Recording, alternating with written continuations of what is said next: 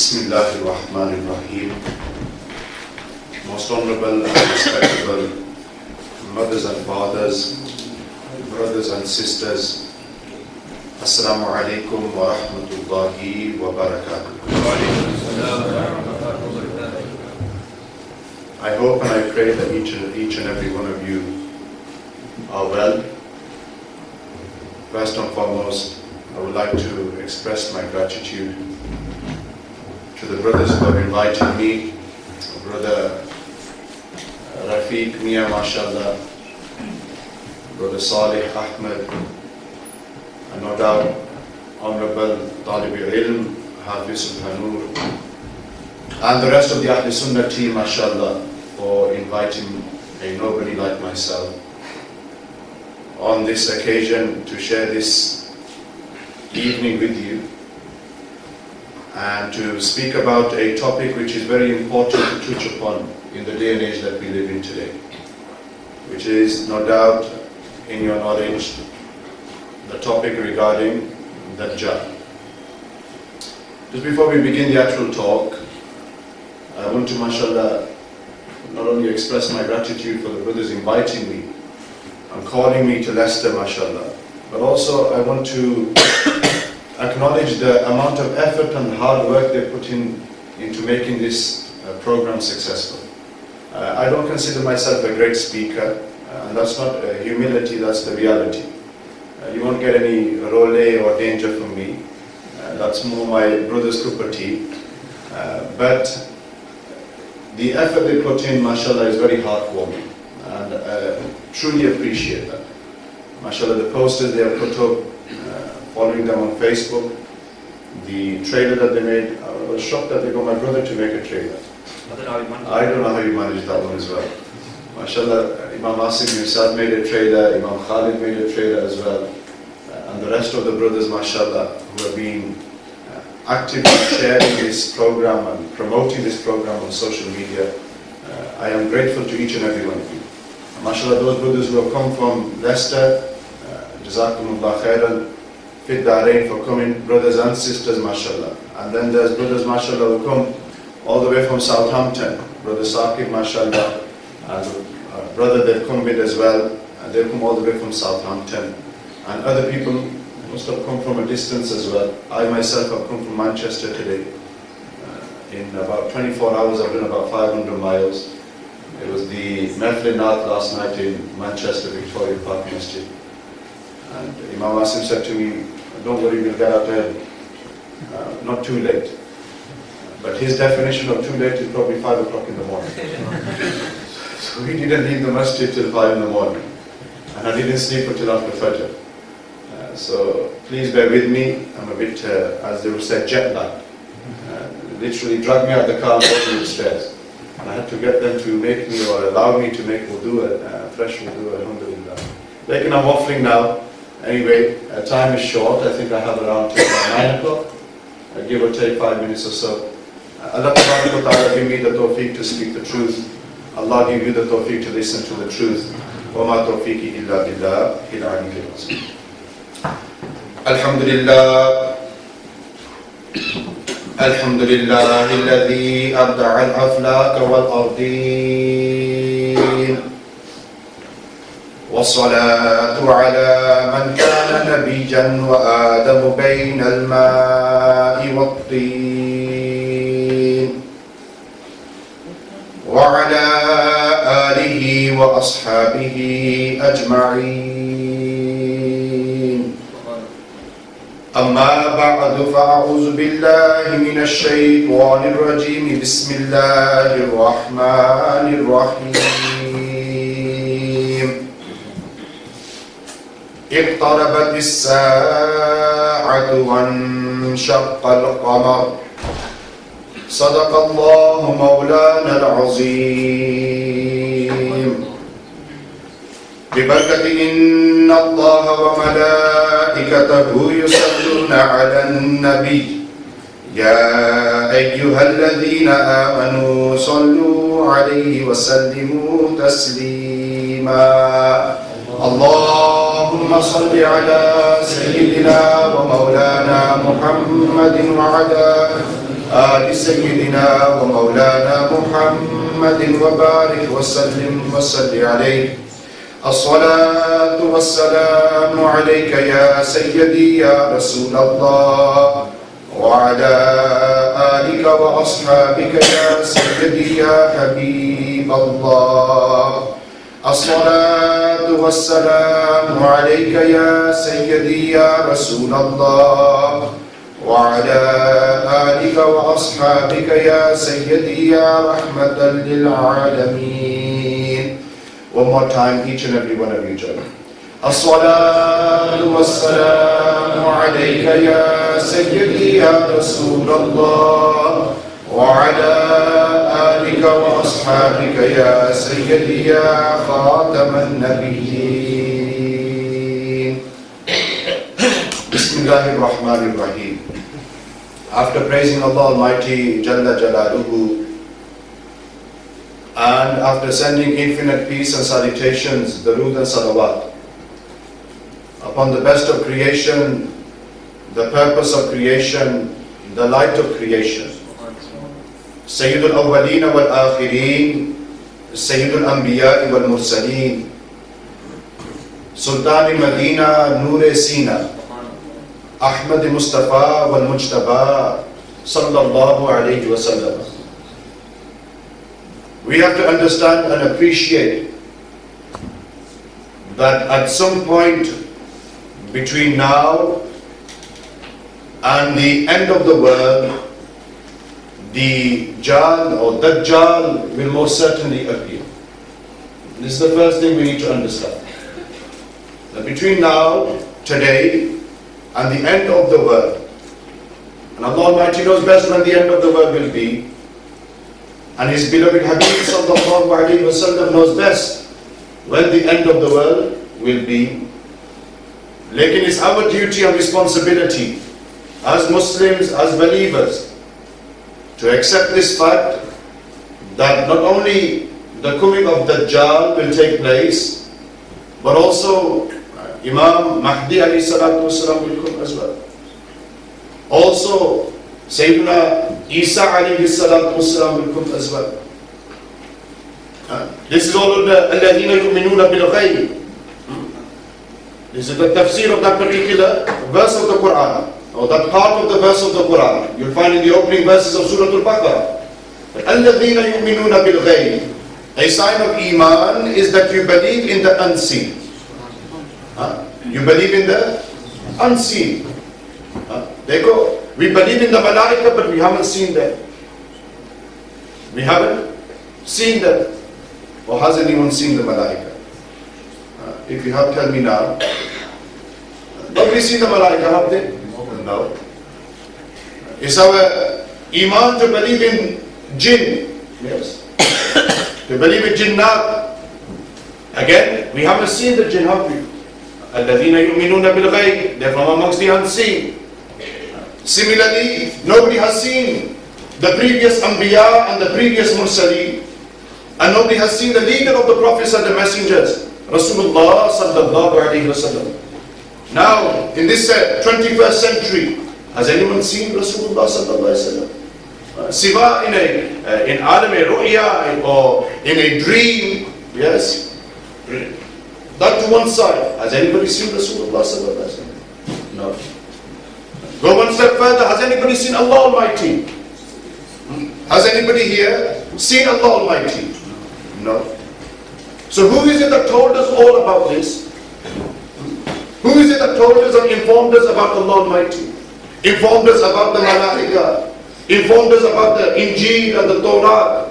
Informed us about Kalimullah Musa alayhi salam, Zabiyullah Ismail alayhi salam, Khalilullah Ibrahim alayhi salam, Ruhullah Isa alayhi salam. Who is it that told us all of this? It was none other than Rasulullah sallallahu alayhi wa sallam.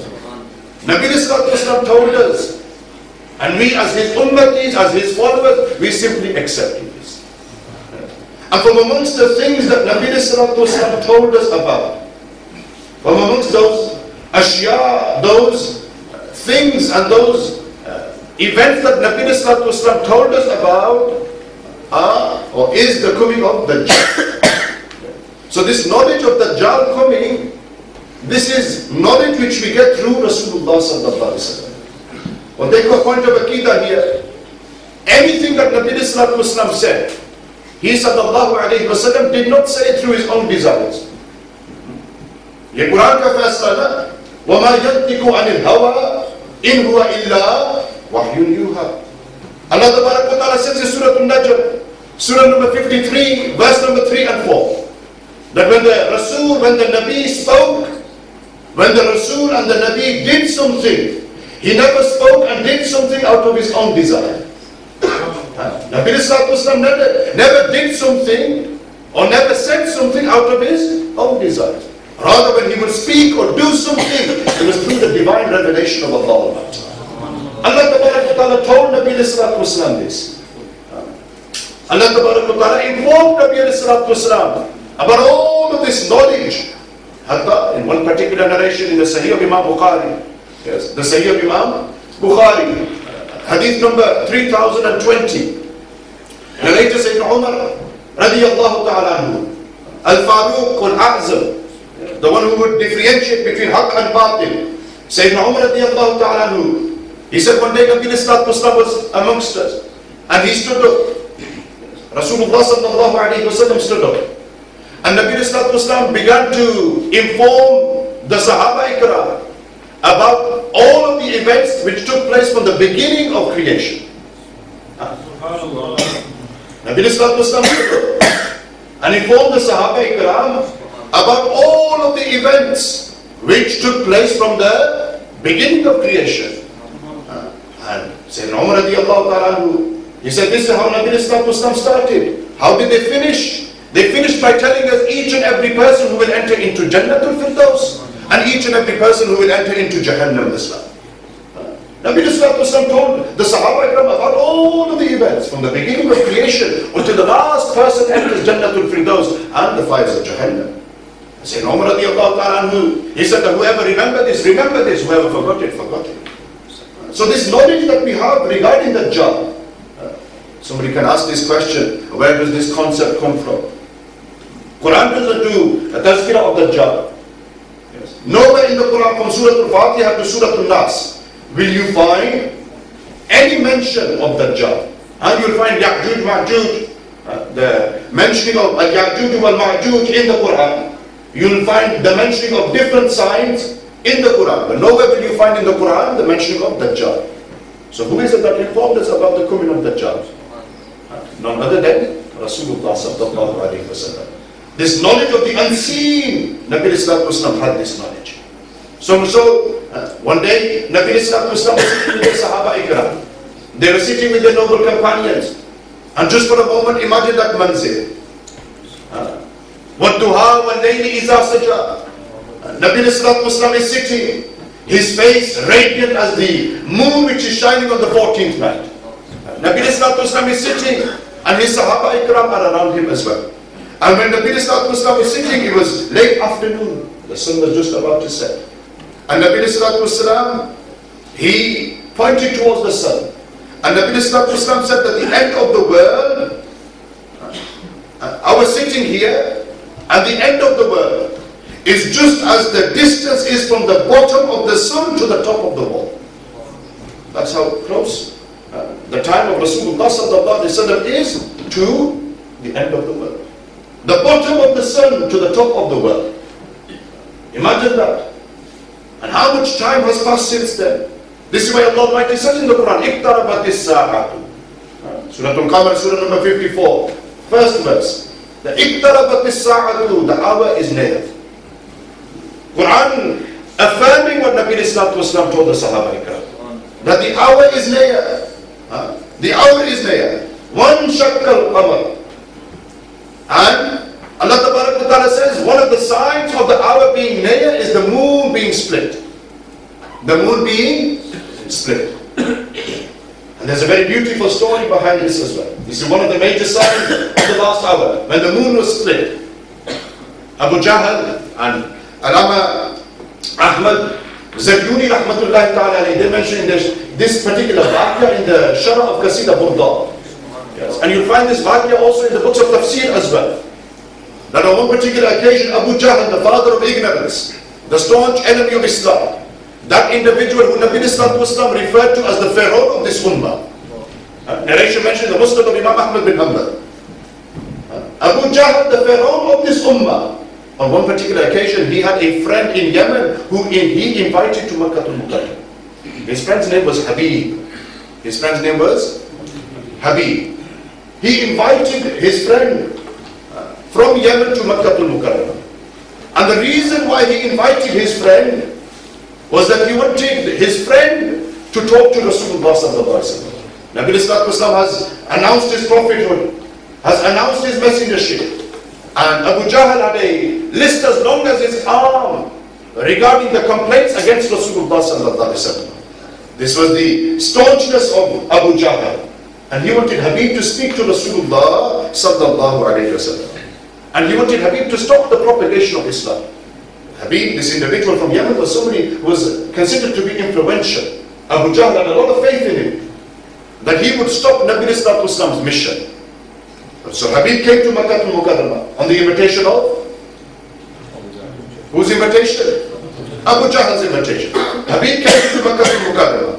And when he came into Makkah al-Mukarramah, he sent a messenger to Rasulullah sallallahu alayhi wa sallam.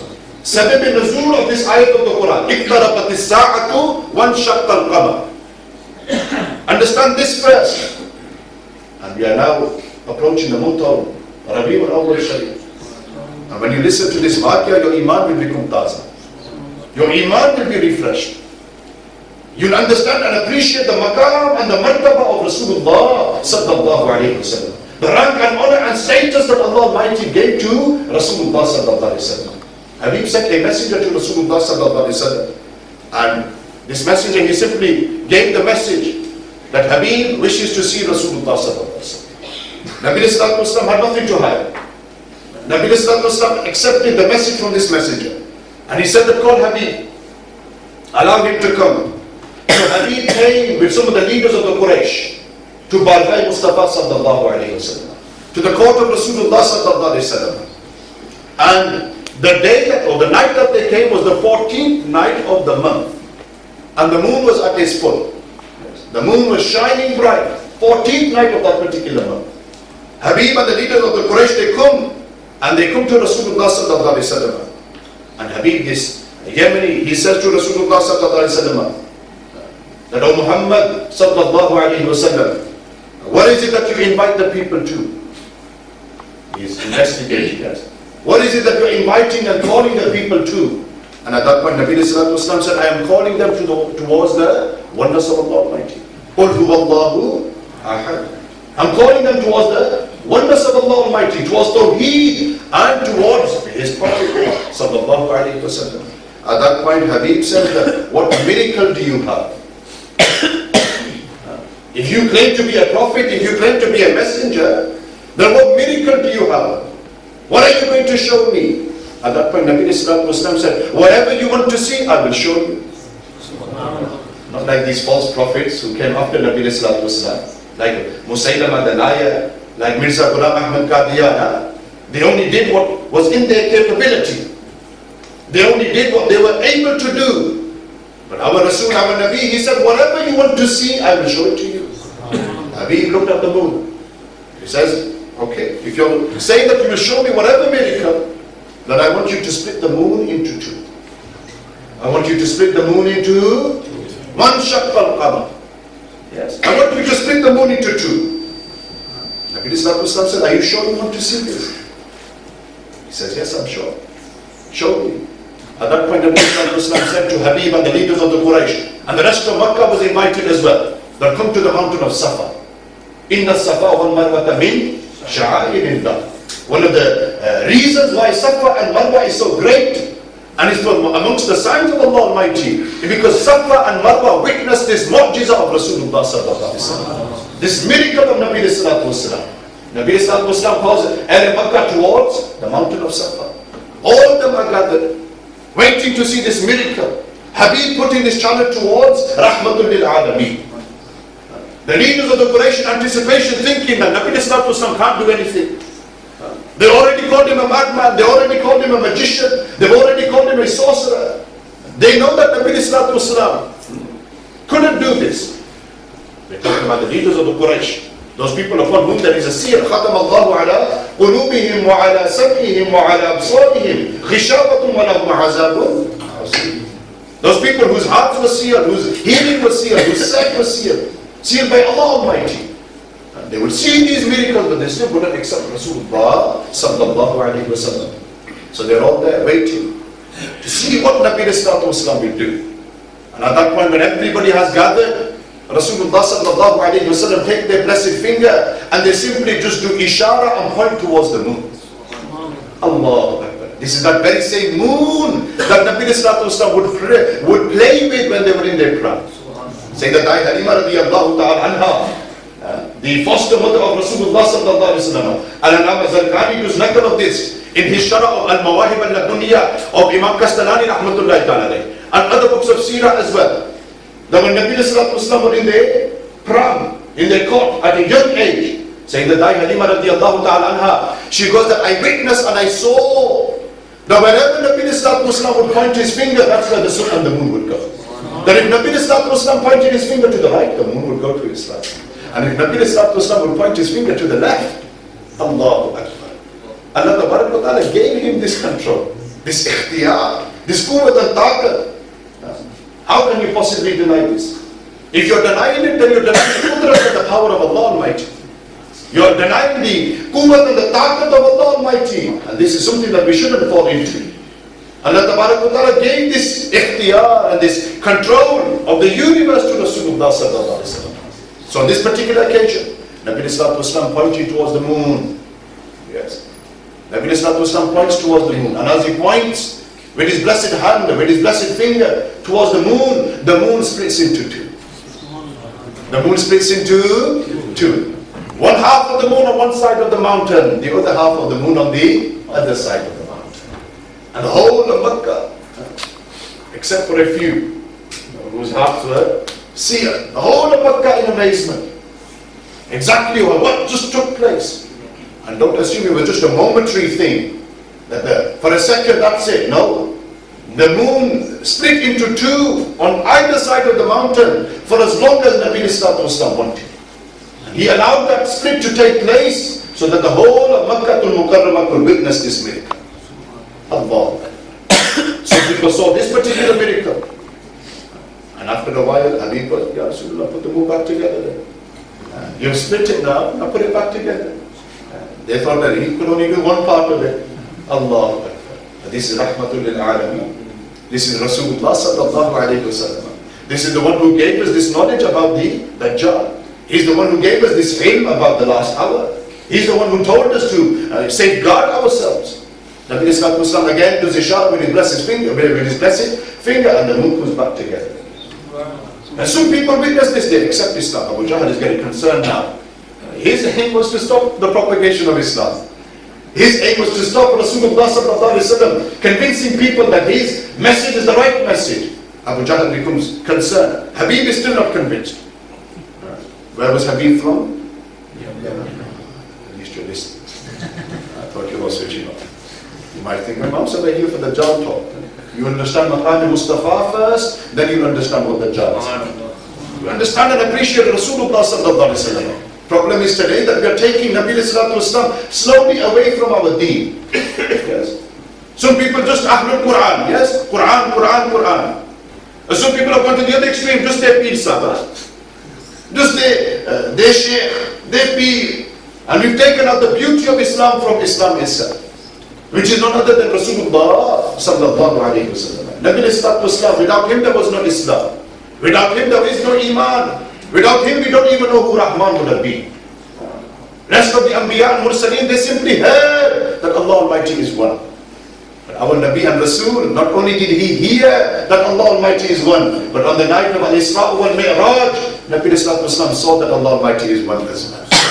And he came back and informed the people that Qul huwallahu ahad, that your Lord, your Rabb, he is one. I have seen it with my own eyes. ثُمَّ دَنَا فَتَدَلَّى فَكَانَ كَافَ قَوْسَيْنِ أَوْ أَدْنَى. Understand and appreciate who Rasulullah Sallallahu Alaihi Wasallam is first. So this was one of the first major signs of the last hour to take place. وَانْشَقَّ الْقَمَرُ, the moon was split. Habib was still not convinced. Habib wanted to know. Nabi Sallallahu Alaihi Wasallam said to him, Habib, are you convinced? No. Ya Rasulullah, I'm not convinced. O Messenger of Allah, O Prophet, I'm not convinced. At that point, Nabi Sallallahu Alaihi Wasallam said to him, what else do you want to see? What else do you want to see? Was interested. What could be greater than splitting the moon? Well, yet 1400 years ago this took place. And I think it was recently, scientists, they discovered that there is a crack in the moon. They discovered there is a crack in the moon. Allahu Akbar. Scientists, non-Muslims, verified the miracle and mu'jiza of Rasulullah sallallahu alaihi wasallam. Allahu Akbar. Habib was still not convinced. Nabi sallallahu alaihi wasallam said, what else do you want to see? At that point, Habib was telling me what is in my heart. What did he say? Tell me what is in my heart. Today people say, well, Nabi sallallahu alaihi wasallam doesn't know anything. Ma'azallah. He's a normal human being like you and me. Astaghfirullah. These people out there, they say this. That he doesn't know anything. Allah. Habib is saying, Ya Rasulullah, if you think, or you are claiming to be a prophet of Allah Almighty, tell me what is in my heart. At that point, Nabi Sallallahu Alaihi Wasallam, he said, oh Habib, you have a daughter. You have a daughter. And she is a cripple. And not only is she a cripple, she is deaf and she is dumb as well. Allah. Habib's daughter is in Yemen. Nabi Sallallahu Alaihi Wasallam is in Makkah al-Mukarram. But Nabi Sallallahu Alaihi Wasallam looks into the heart of Habib. And Nabi Sallallahu Alaihi Wasallam is telling Habib exactly what he wants to hear. And oh Habib, you have a daughter, she is a cripple, she is deaf and she is dumb. Your wish is that she is either cured. Your wish is that she is either cured or that she dies. Your wish is this, that she is either cured or she dies. And at that point, Nabi Sallallahu Alaihi Wasallam said, go Habib, back to your daughter. For I give you the glad tidings that she is cured. I give you the glad tidings that she is cured. Allah. But Nabi Sallallahu Alaihi Wasallam said, Habib, before you go to Yemen, read the kalima and accept Islam and believe that Allah Almighty is God. And at that point, Habib said, Ashhadu an la ilaha illallahu wa ashhadu anna Muhammadan abduhu wa rasuluhu. Allah. اقتربت الساعة وانشق القمر. So where did this knowledge come from? Today we live in a day and age, university, background, colleges, schools, they always put this mentality into our heads that always ask why. This culture that we're brought up in always asks why. I'm telling you, this opening 15-20 minutes was all about you understanding and appreciating alladhina yu'minuna bil ghayb.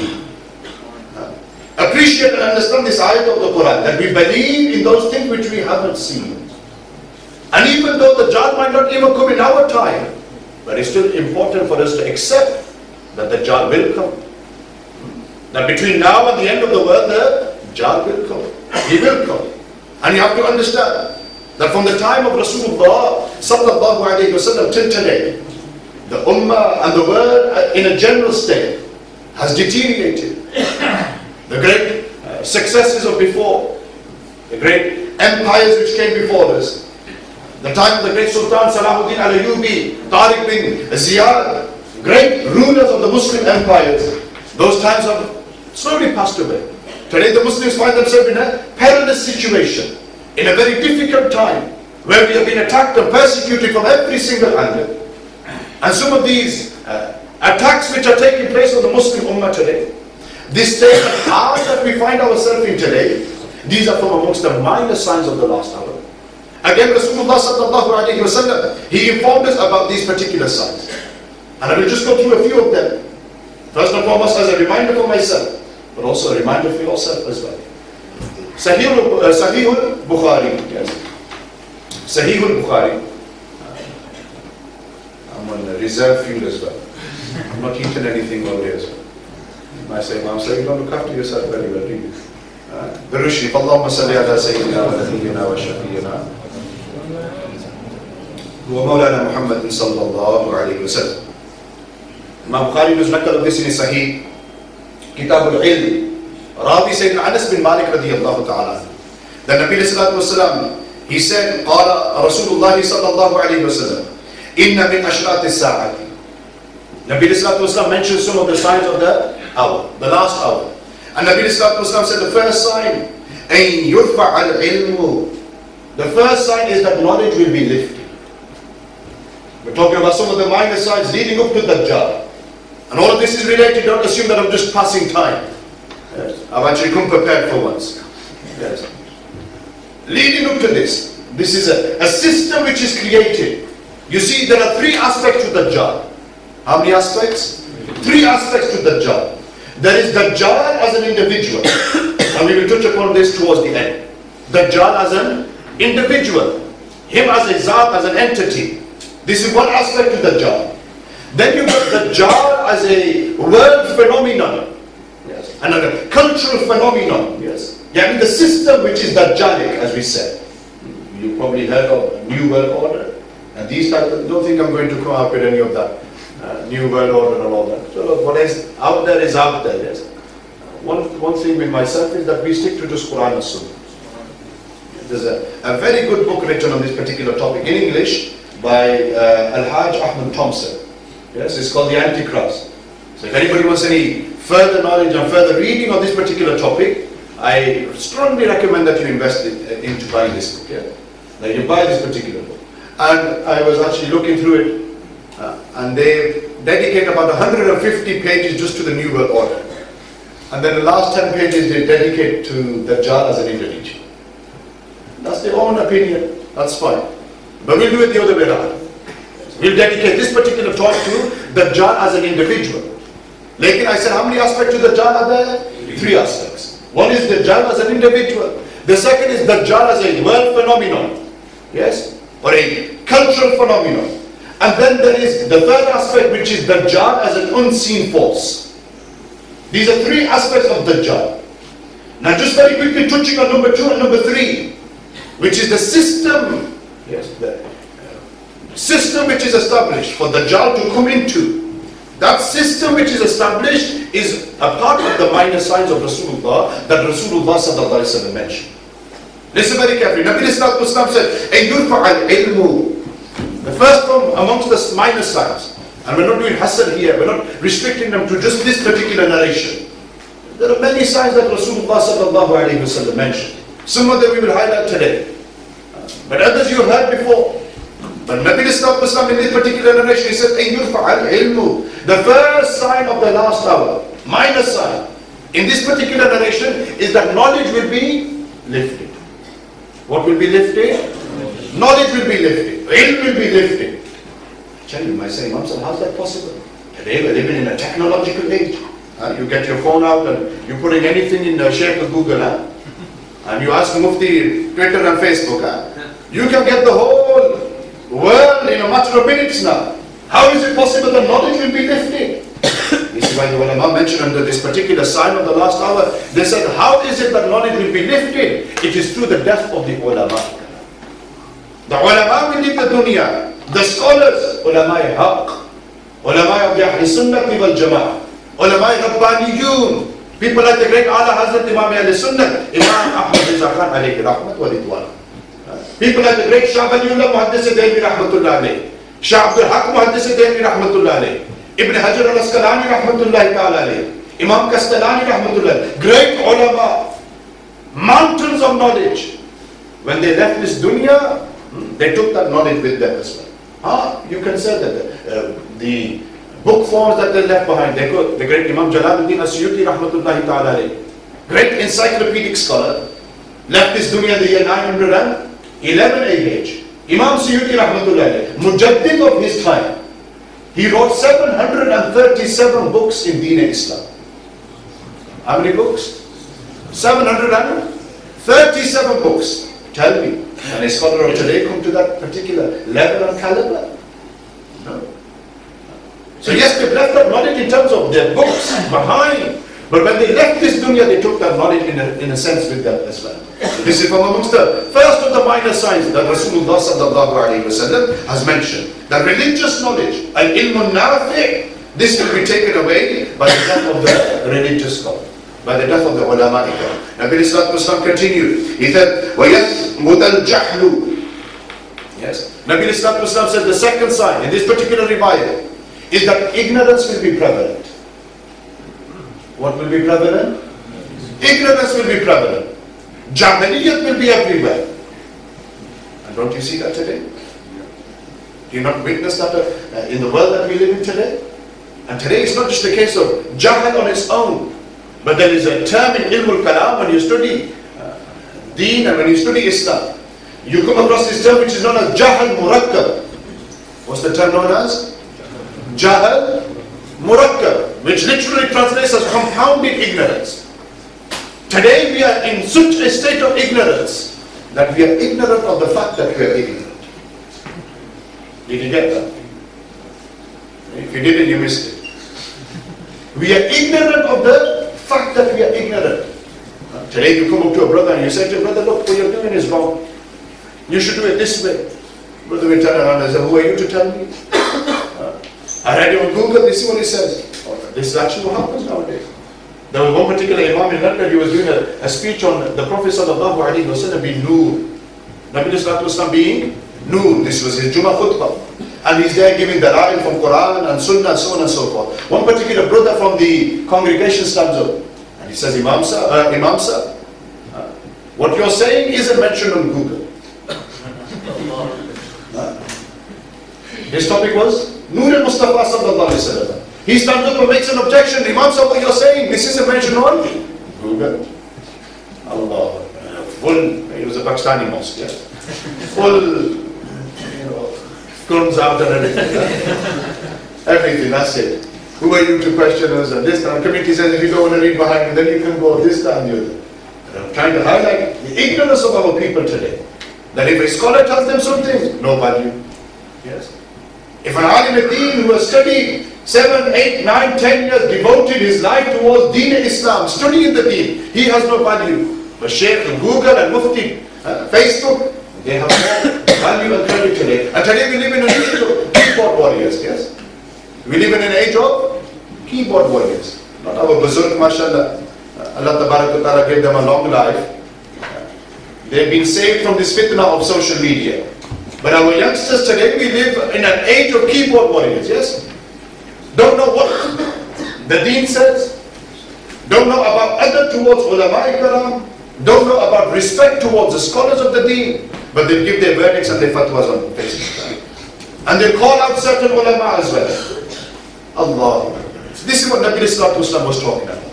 That ignorance will be prevalent. Or they got some of the signs which were visible before Nabi Sallallahu Alaihi Wasallam came into this dunya. That age which is known as the age of ignorance. Dore Jahiliyyah.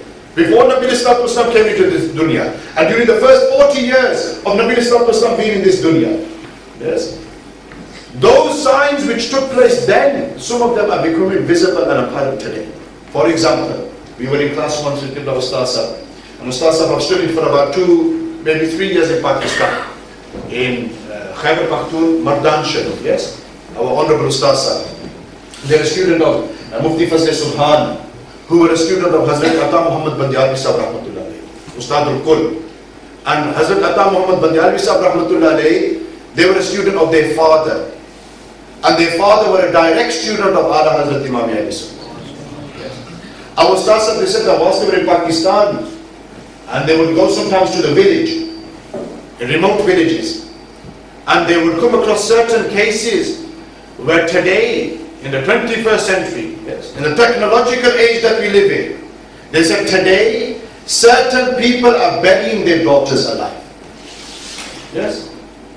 A practice which used to happen in Dore Jahiliyyah is happening today in the 21st century. Muslim families who have been blessed with this ni'mah from Allah Almighty, yani a daughter, because they are disappointed it's a daughter and not a son, they bury that daughter alive. This is what's happening. Recently, as they mentioned, and we're fully aware of this, the killings which took place in Peshawar, Pakistan. 132 innocent children, plus their teachers and members of staff as well of that particular school, losing their lives. Why? Because of individuals who have misinterpreted the Quran. We're talking about ignorance here. People who have misunderstood the ahadith of Rasulullah sallallahu alaihi wasallam. Never studied the deen, never sat at the feet of the ulama. Their knowledge has come from a translation of Bukhari Sharif, or a translation of the Quran. And you'll come across these people in our universities here in this country as well. Akhi, give me dalil. Brother, give me dalil. Where is it mentioned in Bukhari? Where is it mentioned in the Quran? We live in that day and age today, where the value and the importance of the ulama is not understood and appreciated. Nabi Islam said, don't seek knowledge in order to fool or in order to debate with the foolish. Hadith of Rasulullah sallallahu alaihi wasallam. Don't seek knowledge. And today everybody wants to do a munazara. Everybody wants to have a debate. No knowledge, no ilm, but we want to prove that we're better than next man. We want to prove that we know 4 fara'id of wudu. And we know that there's 3 fara'id of ghusl. We want to prove this. Allah. And what's the cure to this? There's 2 things. One hadith sharif which Rasulullah sallallahu alaihi wasallam mentioned. Sayyidina Jabir radiyallahu ta'ala anhu narrates this. And this he mentioned in Siyasita as well. Muslim Imam Muhammad Adil as well. Nabi Islam said the cure to ignorance is questioning. What's the cure to ignorance? Questioning. That is your duty to go and seek knowledge. This is why the Quran says, فَاسْأَلُوا أَحْلَ الذِّكْرِ إِن كُنْتُمْ لَا تَعْلَمُونَ. Then ask, فَاسْأَلُوا here is فِعْلْ أَمْرِ كَسِيدًا, yes? Ask the people of dhikr. And the ulama, mufassirin, what have they translated this particular Ahl al-Dhikr as? They say, ask the ulama, ask the scholars, ask those people who are learned. إِن كُنْتُمْ لَا تَعْلَمُونَ. If you do not know.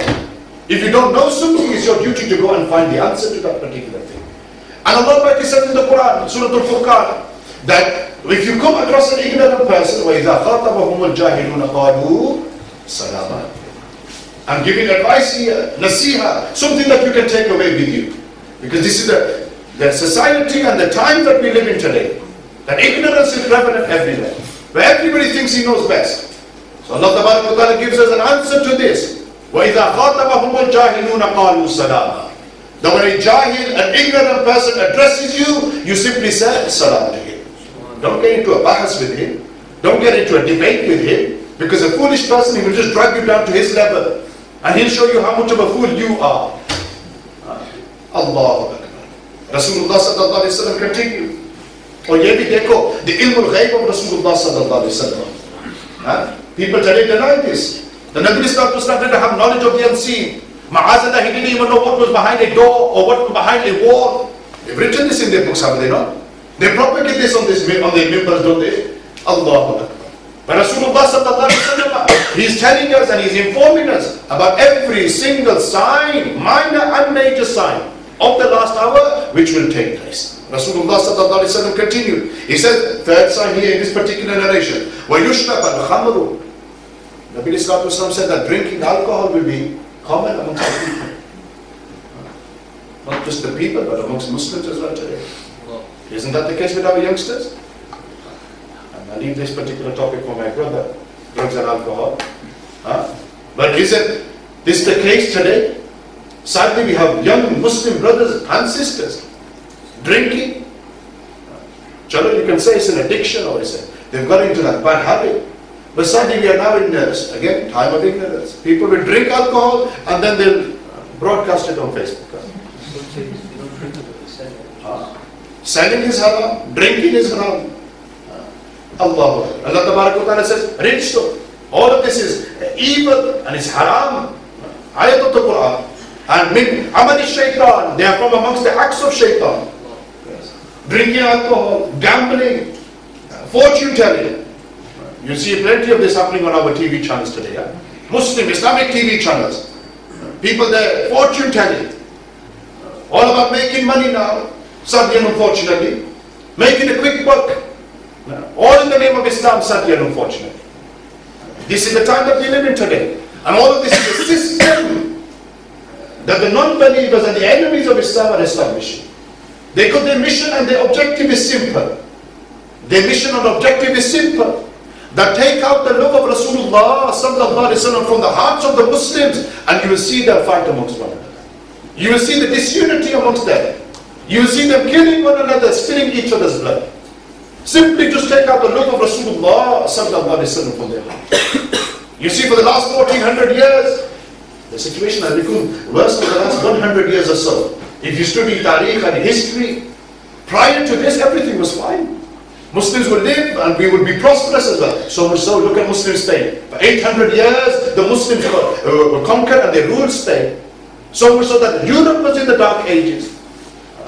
Today, they pride themselves that they're pioneers of human rights, pioneers of the welfare system. Where did they get all of this from? They got it from Islam.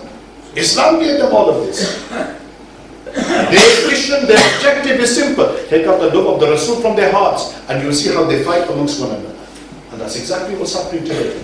Today, our love for Rasulullah sallallahu alaihi wasallam is so weak. So weak at the moment. Our connection, our nisbat with Rasulullah sallallahu alaihi wasallam is in some cases non-existent. We don't even know the basics regarding Rasulullah sallallahu alaihi wasallam's life. That Nabi and Rasul who spent his whole life remembering his ummah. He came into this dunya saying, Allahumma ummati, Rabbi habli ummati. He went on the night of Al-Isra wal Mi'raj, he remembered his ummah. At the occasion of Ta'if, when them children of Ta'if were stoning him, he remembered his ummah. Today you and me are Muslims because of that mercy of Rasulullah sallallahu alaihi wasallam. That mercy he showed at Ta'if. Muhammad bin Qasim came from amongst the offsprings and from amongst the descendants of Ta'if. Allah. Today, not just Pakistanis, everybody from Balisagir, Hindustan, Bangladeshis, Indians, Pakistanis, this was all one big continent, one big province. You and me are Muslims today because of the mercy of Rasulullah sallallahu alaihi wasallam. How many of us today remember him sallallahu alaihi wasallam? How many of us today have this connection with Rasulullah sallallahu alaihi wasallam? Nabi sallallahu alaihi wasallam continued. Fourth sign, وَيَزْحَرَ الزِّنَا. Nabi sallallahu alaihi wasallam said, zina, adultery. Again, from amongst the minor signs. This is leading up to the coming of Dajjal, the system which has been established. System by the enemies of Islam. Nabi sallallahu alaihi wasallam said that adultery, sleeping, and sadly, unfortunately, we have this culture today. Muslim brothers, mahram Muslim brothers, walking hand in hand with mahram Muslim women and sisters. Yes, you see this in the streets, in the restaurants, in the culture and the community and the society that we live in today. Tell me, is this what Islam promotes? You might say, Imam, move with the times. It's 21st century now. Why are you being so harsh for? Why are you being so stern for? Allah. I've said this before and I'll continue to say this. Society can change, but Quran and Sunnah will never change. Society can change. Everything around you can change. But Quran and Sunnah will always remain the same. This is that book in which there is no doubt. And this is that example which Allah Almighty has told us to follow. لَقَدْ كَانَ لَكُمْ فِي رَسُولِ اللَّهِ أُسْوَةٌ حَسَنَةٌ. Nabi Sallallahu example, the best of all examples. He told you and me, Al-Haya'u Shu'batul Iman. That Haya, modesty is a branch of Iman. But today we live in a ghair Haya society. Bagharat society. Sadly, unfortunately, these traits of the non-Muslims, they're coming into Islam. We dress like them, we talk like them, we walk like them,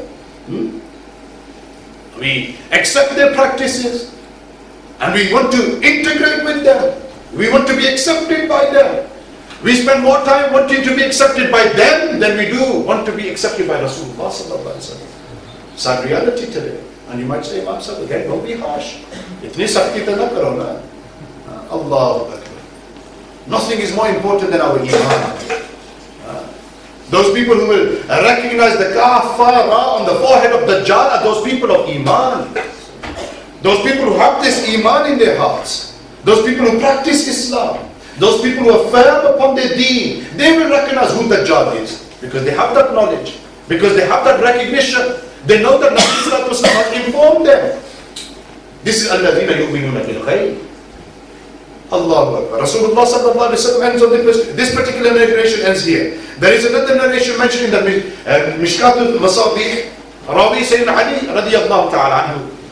And this particular narration summarizes what I've been saying for the last 20 minutes or so. Nabi Sallallahu Alaihi Wasallam one day said that a time is coming soon to mankind.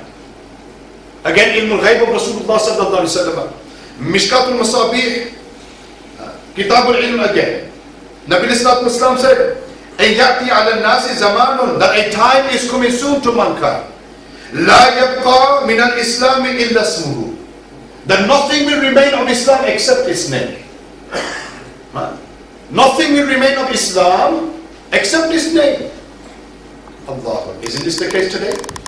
Certain people who think they are representing Islam, ISIS in the Middle East, prior to them Al-Qaeda, certain Taliban and terrorists who assume that they are representing Islam.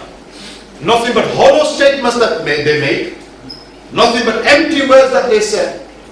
Nabi Sallallahu Alaihi Wasallam said nothing will remain of Islam except for its name. And today that's the case, isn't it? Today we are just Muslims by name, not by nature. There's a very beautiful narration that during the caliphate of Sayyidina Umar Farooq,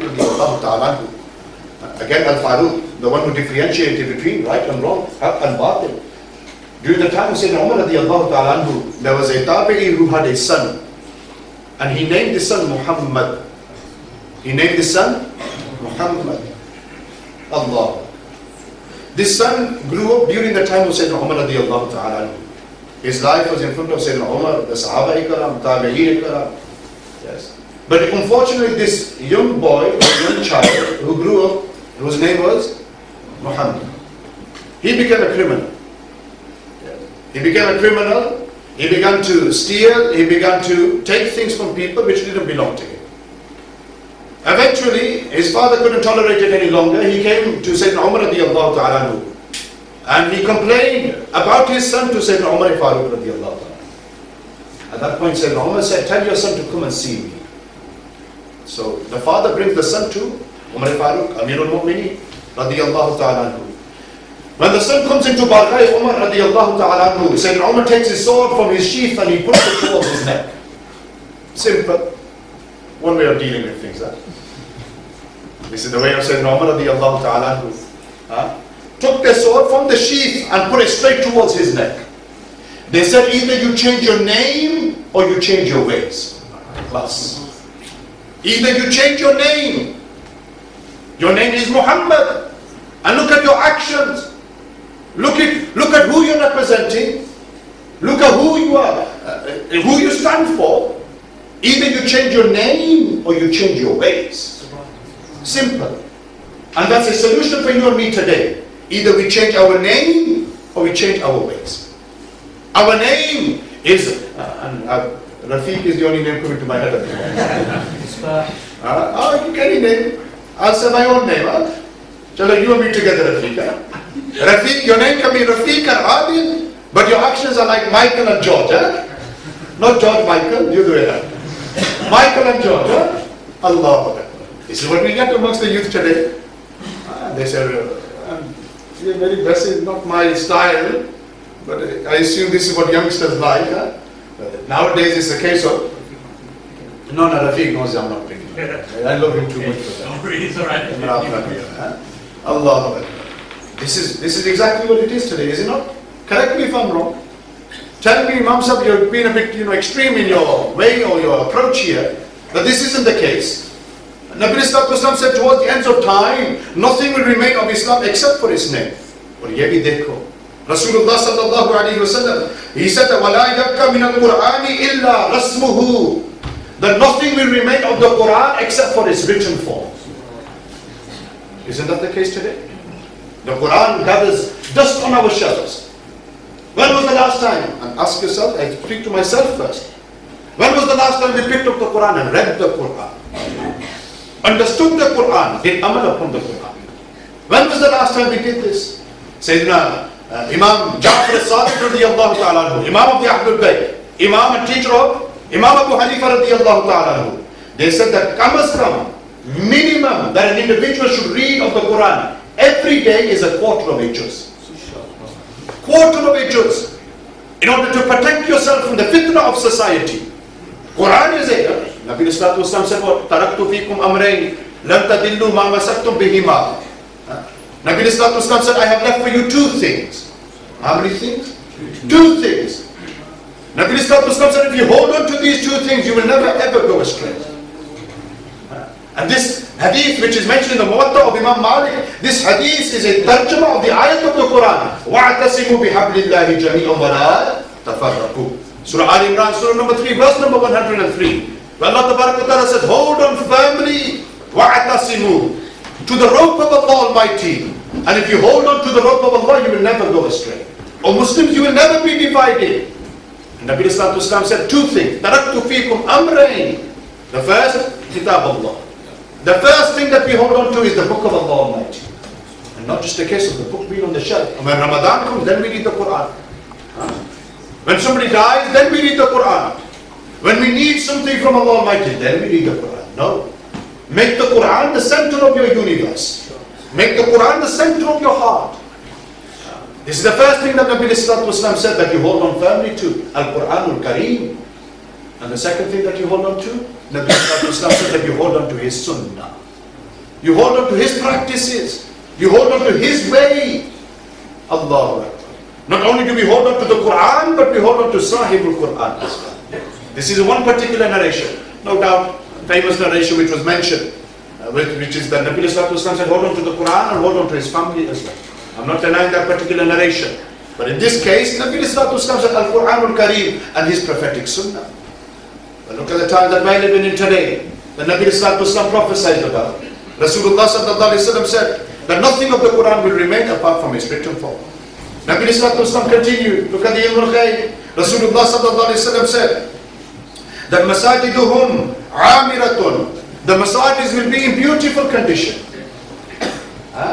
We spend hundreds and thousands of pounds on the building of the masjid. But the education system in the masjid is devoid. There's no direction with the education system.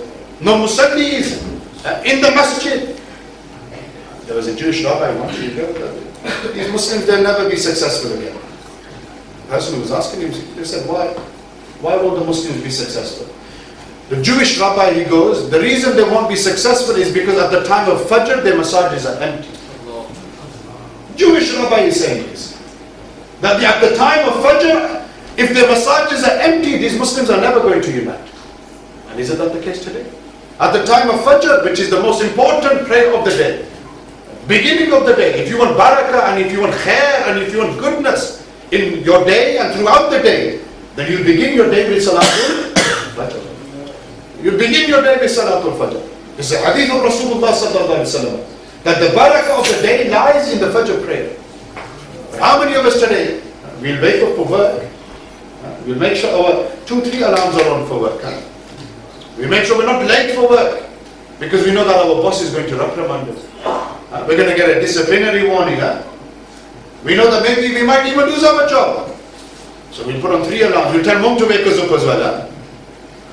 And same goes for school, same goes for uni, same goes for college, and same goes for the dunya, that the tijarat and the businesses that we have.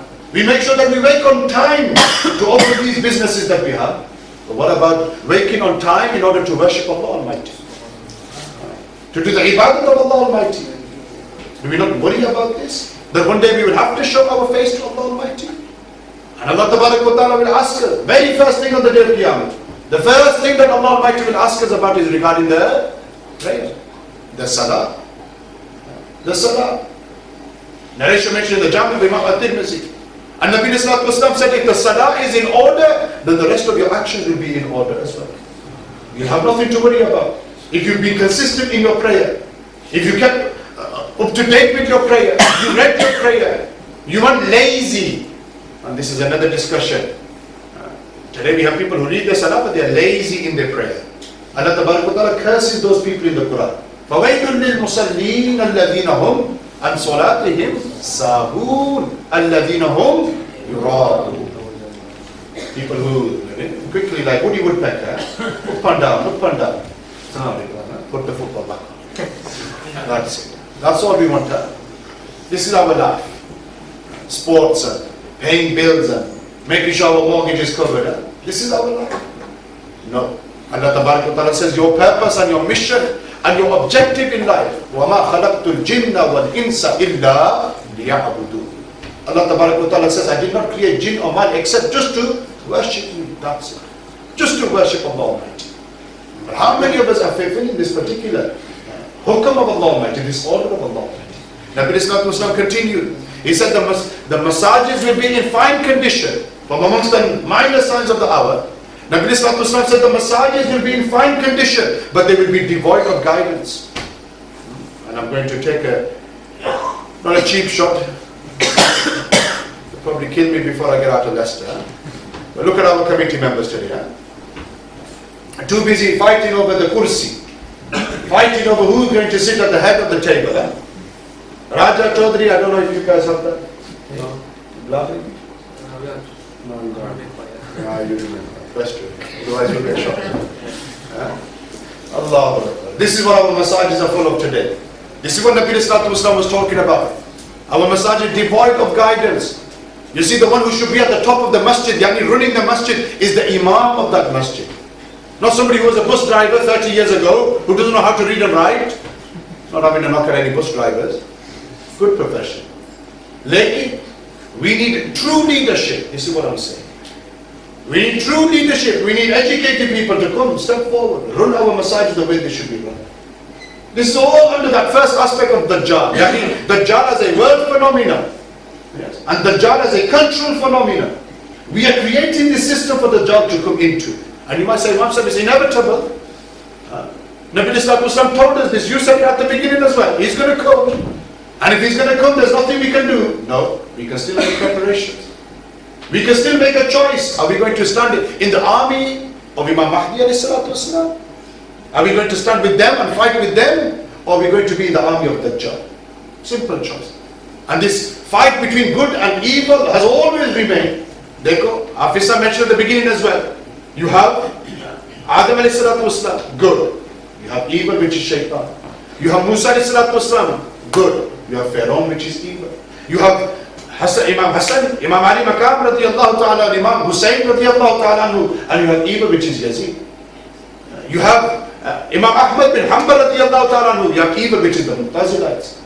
You have Imam Rabbani Mujaddid al-Fisani, Sheikh Ahmad Farooqi al-Siddiqi radiyallahu ta'ala, and you have Akbar Ilahabadi.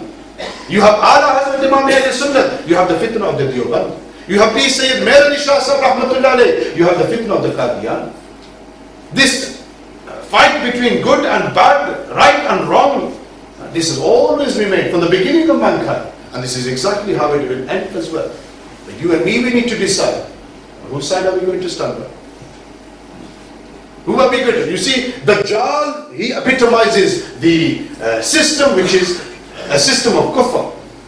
Yes, a system of kufr. He epitomizes this. He will come and represent all of this. And that the system which is being established, Dajjal, when he comes as an individual, he will be the head of this particular system. He will be the head of this particular system. Yes. And then Imam Mahdi AhleSunnaTV, he will come and he will lead the Muslims. And eventually Isa AhleSunnaTV will come and he will lead the Muslims. Again, good and bad, right and wrong. Nabi AhleSunnaTV particularly, or this particular narration, there's a very beautiful part here to the end. Nabi AhleSunnaTV said, the learned men will be the worst people under the head. The ulama, they will be the worst people under heaven. I won't say anything further. Yes. Ulama will be the worst people under heaven. And Nabi AhleSunnaTV said, corruption will come from the ulama, and corruption will return to the ulama as well. Just like the Jewish rabbis, they sold their deen, they gave fatwas, they changed the Torah, they manipulated the deen of Musa AhleSunnaTV. Sadly, we have some ulama today who make their living in the name of Islam. Some ulama who have 2, 3, 4 charities in their name. What does an alim need 3 charities in his name for? Tell me. Why? Is this how much knowledge we have for the dunya? How much want we have for the dunya? The luxury and the comfort of the dunya? Allahu Akbar. Rasulullah sallallahu alayhi wa sallam, from amongst the minor signs. Time is up here. Nabi Sallallahu Alaihi Wasallam said, in another narration, Rasulullah sallallahu alayhi wa sallam said, a person will be respected in fear of his evil. A minor sign from the last hour. A person will be respected not because of his status, not because of his rank, but because of the evil that he does. That's why he'll be respected. Nabi Sallallahu Alaihi Wasallam said, and this is very important, listen carefully. Nabi Sallallahu Alaihi Wasallam said, from amongst the minor signs of the last hour, is that a person will be obedient to his wife And a person will be obedient to his friends. But that very same person will be disobedient to his mother and father. Look at the ilm al-ghayb of Rasulullah sallallahu alaihi wasallam. Don't you hear today? Muslims, young brothers and sisters, putting their elderly parents into old people's home. Doesn't that happen today? Allah. Rasulullah sallallahu alaihi wasallam. Look at the ilm al-ghayb. And accepted and appreciated. Nabi Sallallahu Alaihi Wasallam continued. He said, immorality will become so prominent amongst the people that they will be dead. They will be naked like donkeys. That's how they walk around. Immorality, baghairati, behayai. This will become so prominent amongst the people that it will be as if they are naked like donkeys. Nabi Sallallahu Alaihi Wasallam said, women, they will wear such dresses, it is as though they are naked. They wear such dresses which will reveal their figure. Islam doesn't permit this. Islam doesn't allow this. Islam is about ghairat and haya. The example of Sayyidina Uthman radiyallahu ta'ala anhu, the greatest of examples when it comes to haya, when it comes to modesty. But we seem to have again slowly gone away from these examples, slowly gone away from the teachings of the Quran and the Sunnah of Rasulullah sallallahu alayhi wa sallam. Today we do what we want to do. Today we pick and choose from the deen. Is that not the case? Even though Allah Almighty says in the Quran, "Udkhulu fi silmi kafa," that enter into the Islam wholeheartedly, enter into this deen, into this religion of Islam wholeheartedly. This isn't a part-time occupation. This isn't a job that when you feel like it, you're a Muslim, and you don't feel like it, and you won't practice your deen, you won't practice Islam. This is why, sadly and unfortunately, you see our masajid are only full at 2 occasions of the year. Either the Eidain, Eid al-Fitr and Eid al-Adha. Or Laylatul Qadr, that's it. Even now, Mawlidun Nabi sallallahu alayhi wa sallam is slowly a dying trend. This is the sad state that the Muslim Ummah is in today. Rasulullah sallallahu alayhi wa sallam, again summarizing very beautifully the state that we find ourselves in today. Nabi sallallahu alayhi wa sallam said, and this particular narration mentioned in the Jami of Imam At-Tirmidhi, they said that firmness and steadfastness upon the religion of Islam will be as difficult as holding on to hot coal. This is from amongst the minor signs of the last hour. And Nabi Sallallahu Alaihi Wasallam said it will be as difficult as holding on to hot coal, burning coal. Allah. And Nabi Sallallahu Alaihi Wasallam said people will have iman in the morning, but by the evening they will have sold their iman. Or they will have iman in the evening, but by the morning they would have sold their iman. Rasulullah Sallallahu Alaihi Wasallam told us about these last minor signs of the last hour. And all of this, like I said, if I could remember correctly from my text message, they said I could take 5 minutes. Unless they're going to throw us all out. 10 past. And all of this is leading up to the coming of Dajjal. The coming of the AntiChrist. The word Dajjal in Arabic, you see, you've got to look at the word itself. The word Dajjal in Arabic comes from the meaning to deceive. Comes from the meaning to deceive. Or it comes from the meaning to cheat. This is the root word or the meaning of the root word Dajjal. And Dajjal, Rasulullah sallallahu alaihi wasallam, they mention a narration where Nabi sallallahu alaihi wasallam said, "Ma baina khalqi Adama ila qiyam as-sa'ati amrun kabirun min ad-Dajjal." Rasulullah sallallahu alaihi wasallam said, and this particular narration mentioned in the Sahih of Imam Muslim. And Imam Abu Zakaria al-Nawawi, rahimahullah ta'ala, he mentioned this in his Riyadh al-Salihin as well. And you might say, Imam Sahib, we're not interested in the references. Somebody might be thinking, why is he always referring to the Quran and telling us the ayah? He sounds like that doctor on TV. Or why is it that he's quoting the hadith of Rasulullah sallallahu alaihi wasallam, giving us a reference? Because akhi, we live in a time of daleel. Everybody says, daleel akhi, daleel. Tell me, where is it mentioned? This is why when it's important, or it is important that when you speak, you always speak with reference. Speak with reference, such conviction. Not just, oh, I heard somebody said this. Or I read an article on Google. Or somebody put a status up on Facebook. And that's where my knowledge has come from. No, reference. Rasulullah sallallahu alaihi wasallam said that between the creation of Adam alayhi salatu wasalam, Abul Bashar, the father of mankind, between the creation of Adam alayhi salatu wasalam and the day of judgment, everything in between, the greatest tribulation the greatest tribulation will be none other than the mischief of Dajjal. This will be the greatest tribulation. And some might be thinking, 1 hour later, now he's getting to the topic. Don't assume that was a wasted exercise. No. Understand and appreciate the maqam of Rasulullah sallallahu alaihi wasallam. A lot of people out there today question the ilm al-ghayb of Rasulullah sallallahu alaihi wasallam. His knowledge of the unseen. The fact that he is an hazir and nazir and all these concepts, which I don't want to open. Letting people out there saying these things. Attacking the shana maqam of Rasulullah sallallahu alaihi wasallam. Don't wait for somebody to draw a cartoon and then we speak. Don't wait for somebody to make a film depicting Rasulullah sallallahu alaihi wasallam or an individual doing gustaki against Azwaj al-Mutahhara, then you speak. No. Live such a life that day and night you are drowned in the ishq and mahabba of Rasulullah sallallahu alaihi wasallam. Become true lovers of Rasulullah sallallahu alaihi wasallam. Night and day you become ambassadors and representatives of the deen of Rasulullah sallallahu alaihi wasallam. This is Islam. This is what Iman is about. This is what it means to enter into Islam. So Rasulullah sallallahu alaihi wasallam, they said, and they go, the mention of Dajjal, each and every Nabi and Rasul told their nations. Even Nuh alayhi salatu wasallam informed his nation. And you'll find narration of Dajjal in the Bible as well. Yes, you'll find the narration of Dajjal in the book of Revelation by John.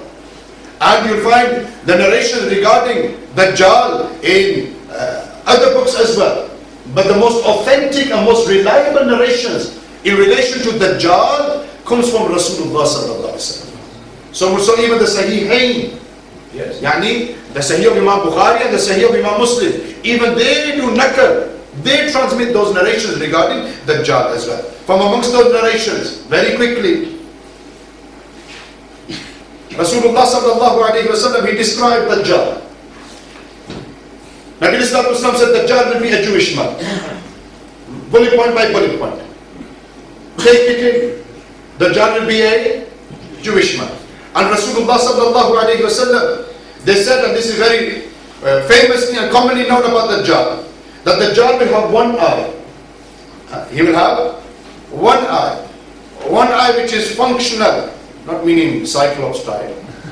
One eye, no. One eye which is functional, and the other eye, Rasulullah sallallahu alaihi wasallam, he said, "Inabatun qafiyatun."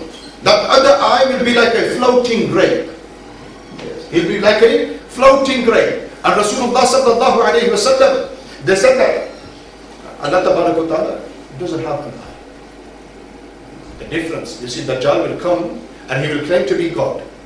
And Nabi Sallallahu Alaihi Wasallam warned us, he told us. Nabi Sallallahu Alaihi Wasallam said that innahu a'waru wa inna rabbakum laysa bi'a'warafi. That Dajjal, he will have one eye, but your Lord, your Rabb, Allah Tabaraka wa Ta'ala, he does not have an eye. Yes. We have no beliefs which are tajsimi beliefs. Yani we don't have anthropomorphic beliefs regarding Allah Almighty. There are certain people from within the Muslim Ummah who will make du'as that, oh Allah, come down and we'll be at your feet. But that's a different matter for another day. Those people have those beliefs. But the aqidah of the AhleSunnaTV wal Jama'ah is that Allah Almighty doesn't have any anthropomorphic beliefs. You might say, Imam, so that's a big word for me. What does anthropomorphic mean? Meaning Allah Tabaraka Ta'ala doesn't have, na'uzu billah min dhalik, human attributes like you and me. There are certain people out there who say this, from amongst the Ahl Sunnah, from amongst the Muslims, who say this, that Allah Ta'ala has a hand like you and me. Allah Ta'ala has eyes like you and me. Allah Ta'ala is restricted to the arsh. Let it be clearly known. Allah Ta'ala, Allahu Samad, He is independent. He is free from all of this. Lam yalid wa lam yulad. Allah Ta'ala has no offspring, nor does He have any parents. Wa lam yakul lahu kufuwan ahad. And there is nothing like Allah Almighty. Laysa kamithlihi shay. Whatever you perceive, whatever you imagine Allah Almighty to be, Allah Almighty isn't this. Allah Ta'ala has no ibtida. Allah Ta'ala has no intiha. No beginning, no end. Allah Ta'ala isn't restricted by hudud, by limits. Allah Ta'ala isn't restricted by time or space like you and me are. And let me also make this clear.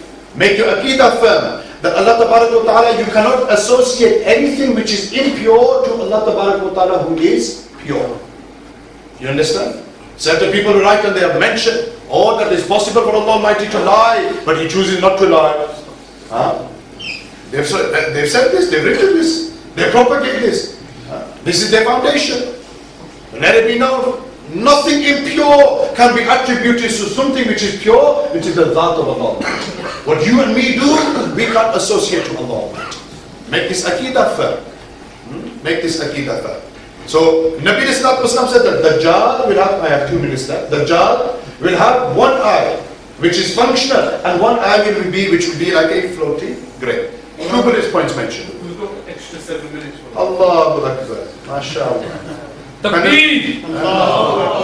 Penalty shootout as well? Acha. 2 bullet points mentioned. First bullet point was what? Chalo, I'll take it in any order. Dajjal will have one functional eye, one eye which will be like a floating grape. Yes. And the other one will be, the other bullet point was? He will be a Jewish man. Number 3, Dajjal, his sound, the sound that he makes will be heard all over the world at the same time. Yes. This is the ability that he will have. This is the ability that he will have. That when he makes a sound, his sound will be heard all over the world. Yes. Similar to a system that we live in today. As I'm talking about, this is Dajjal as an individual. And as we are talking and looking at these bullet points as Dajjal as an individual, try to relate that to the system that we live in today, to the time that we live in today. Yes. Don't we have a system where one person can sit in London in his studios and his voice and his image can be seen everywhere around the world. Those people who read the news, I'm talking about them, not Russell Brand or somebody else. People who read the news, isn't that the case? They can be in one place, but their voice can be heard everywhere. The image can be seen everywhere. It's a system that we live in. Dajjal will travel. That was 3 bullet point. 3rd bullet point. Dajjal will travel wherever he wants. Yes? He won't be restricted. He won't be restricted. He will travel wherever he wants. And how will he travel? Nabi Sallallahu Alaihi Wasallam described he will travel hopping. This is how he will travel. And Rasulullah Sallallahu Alaihi Wasallam said he will hop from one place to another. And in one particular narration mentioned the Sahih of Imam Muslim. Nabi Sallallahu Alaihi Wasallam said, لَيْسَ مِنْ بَلَدٍ إِلَّا سَيَطَعُهُ دَجَّالُ إِلَّا مَكَّةَ وَالْمَدِينَةَ. Dajjal will enter every single place, every city, every town, every village, propagating his belief, so to speak. But there are 2 places that Dajjal will not enter. The first place, Al-Makkatul Mukarramah. Dajjal will not enter Al-Makkah. Dajjal will not enter Makkatul Mukarramah. And the second place Dajjal will not enter is Madinatul Munawwarah. That's why today the Ashiq say Madina, Madina. Why do we say Madina, Madina? Because we know that the city of Rasulullah Sallallahu Alaihi Wasallam. Oh yeah, both the 2 cities are the cities of Rasulullah. Make this Aqidah firm as well. Allah Tabarak wa Ta'ala picks qasam by Makkah in the Quran. La uqsimu bihazal balad wa anta hillum bihazal balad wa walidin wa ma walad. Why does Allah pick qasam by Makkah? Because this was that city that Nabi Sallallahu Alaihi Wasallam walked in. These were those valleys that Nabi Sallallahu Alaihi Wasallam walked in. And because Nabi Sallallahu Alaihi Wasallam walked in these valleys, Allah Tabarak wa Ta'ala picks a qasam by the valleys of Makkah in the Quran. So just as Makkah is beautiful, and this debate happens between the ulama, what's more afdal, Makkah or Medina? Most of them agree, again, Aqidah Mukhtatar, most of them agree, ulama, that Makkah is afdal apart from one part of Medina. Apart from one part of Medina. Some ulama say, no, Medina is more afdal. People like the great Imam Malik bin Anas radiallahu ta'ala. Most ulama, and you'll find this opinion in Radul Mukhtar and other books of fiqh as well. Most ulama, they agree that Makkah is afdal. Lekin one part of Medina is greater than everything in Makkah as well. Greater than Safa Marwa, greater than Maqam Ibrahim, greater than the Ka'bah Sharifa, greater than everything, Muzdalifa, Mina, all of these places in Makkah. And what is that place? That place is that soil which is touching the Jism Mubarak of Rasulullah. Hatta ulama have said that this soil, this blessed soil, which is touching the Jism Mubarak of Nabi Sallallahu Alaihi Wasallam, this soil is greater than the Arsh of Allah Almighty as well. This soil is greater than the Arsh of Allah Almighty as well. So Dajjal will not be allowed to enter into Makkah al-Mukarramah. Nor will he be allowed to enter into Madinatul Munawwarah. Rasulullah Sallallahu Alaihi Wasallam said, again Sahih Muslim, that angels will guard the city of Makkah and the passages leading to Makkah to Mukarramah as well.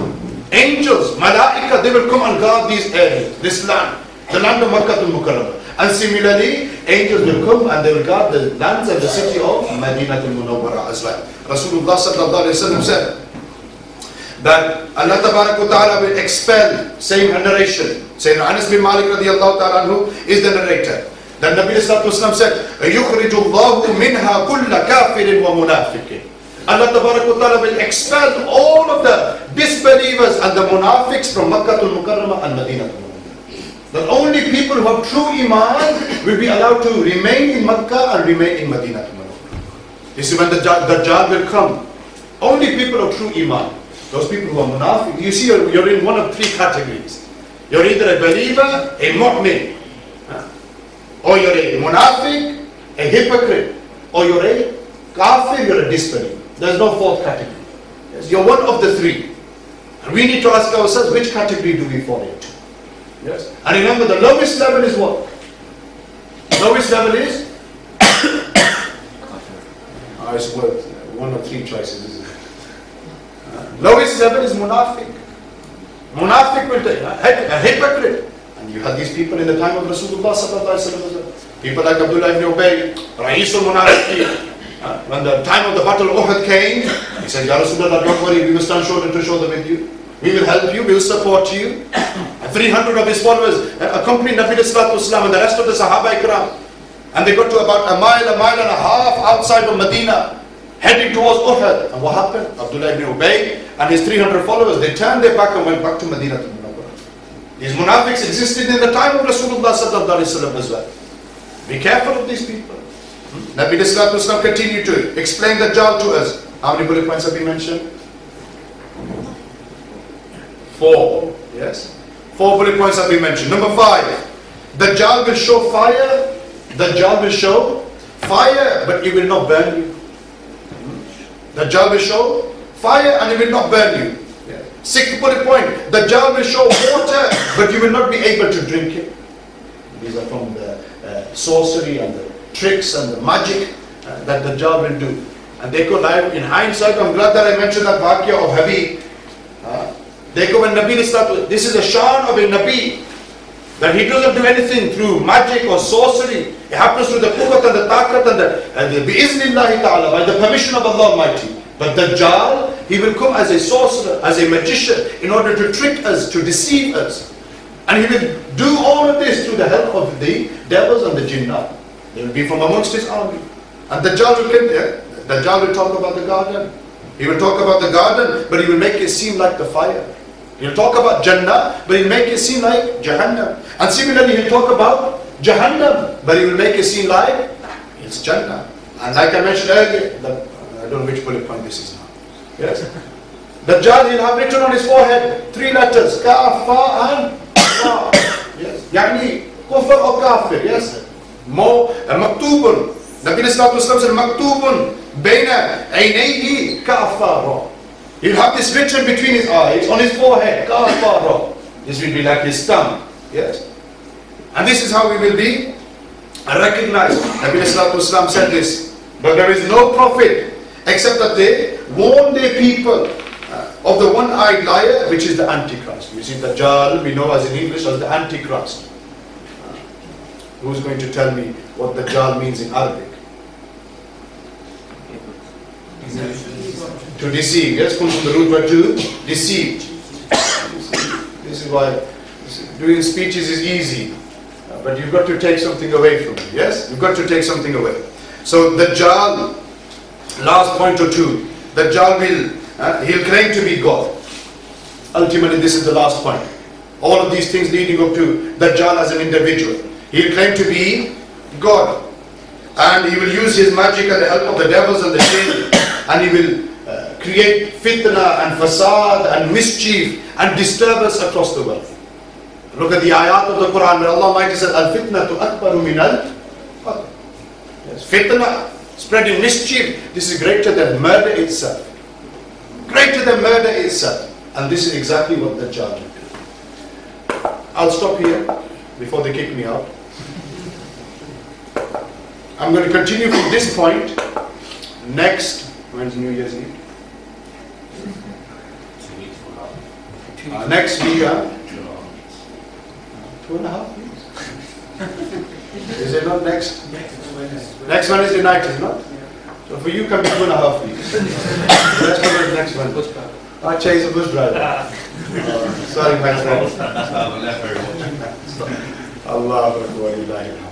So next Wednesday, New Year's Eve, there is a program in Jami Masjid Ghosia, Leabridge Road, Walthamstow, yes? East London. Where I do my Jummahs there as well.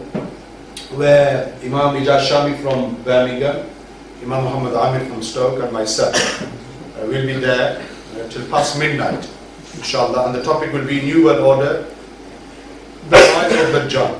Yes, the rise of Dajjal. I've been tasked with the responsibility of talking about the aftermath of Dajjal. So this is why I stopped here. And if you want to listen to, I don't know why you want to listen, but if you do come, inshallah. This is our invitation. Leicester to London is how long? 2 hours. I should know. I've got to go back to London now. Allah. Lekin, Allah Tabarak wa Ta'ala accept our coming here. Allah Tabarak wa Ta'ala accept our gathering here. I told you I wasn't a great speaker. Lekin, it's the content that we should look at, not the speaker himself. Yes? Don't always go with the one who's the most popular. Go with the one who's making the most sense. Ajkal we go only Flana banda doing a great takreer. Dekho, he doesn't say anything controversial, talks about the ummah baro. Lekin, Shaitan has a lot of followers as well. Shaitan has a lot of followers as well. We don't look at quantity, we look at quality. What the person is saying. Protect your aqidah, protect your iman, become sincere, true lovers of Rasulullah sallallahu alayhi wa sallam. It doesn't matter what talk I do. That's always what it comes to. I did a talk in Blackburn a couple of months ago on black magic. Didn't mention anything about black magic. Everything about the love of Rasulullah sallallahu alayhi wa sallam. Because this is our Jina Manna, yes? Our living is for the sake of Nabi Sallallahu Islam. Our dying is for the sake of Rasulullah sallallahu alayhi wa sallam. The month of Rabiul Awwal Sharif is here. Enjoy this month. Eat plenty of Langar Sharif. Make sure you watch your weight as well. Acha, Bengali Shini. Oh, lucky people. Lekin inshallah. It's not just about the food. It's about changing your heart as well. Putting the love of Rasulullah sallallahu alayhi wa sallam into your heart. I end on the share of Ala Hazrat. Dil hai wo dil jo teri yaad se mamur raha. Ala Hazrat Azim Barakat. Imam AhleSunnaTV, they say what? Dil hai wo dil jo teri yaad se mamur raha. Heart is that heart which is absorbed in your remembrance, Ya Rasulullah. Which is drowned in your remembrance, Ya Rasulullah. That is a heart. Sar hai wo sar jo tere kadmon pe qurban hua. They said a forehead is that forehead which is sacrificed in your Qadmain Sharifain, Ya Rasulullah. A forehead is that forehead which is sacrificed in your presence in your court, Ya Rasulullah. Become those believers who are sincere in their love for Rasulullah. Greatest way to protect yourself from the Dajjal, greatest way, is to become sincere lovers of Rasulullah sallallahu alayhi wa sallam. Allah Tabarak wa Ta'ala first give me the tawfiq to one thing I didn't mention here. You know which eye that will be like a great Dajjal's eye? Nabi Sallallahu Alaihi Wasallam said, A'warul ayn al-yumna, it is his right eye.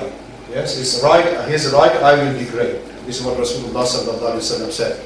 And then they said, Ka'anna aynahu aynabatun tawafiyatun. And this is how his eye will be. Allah Tabarak wa Ta'ala first give me tawfiq to do amal upon what I have said. Give you tawfiq to do amal upon what you have heard. If you've heard anything good, then make dua for me. If you've heard anything bad, then please forgive me. And inshallah Azza wa Jal, alhamdulillah, to the house. وصلى ربنا في كل حين وسلم بالغدو وبالأصيل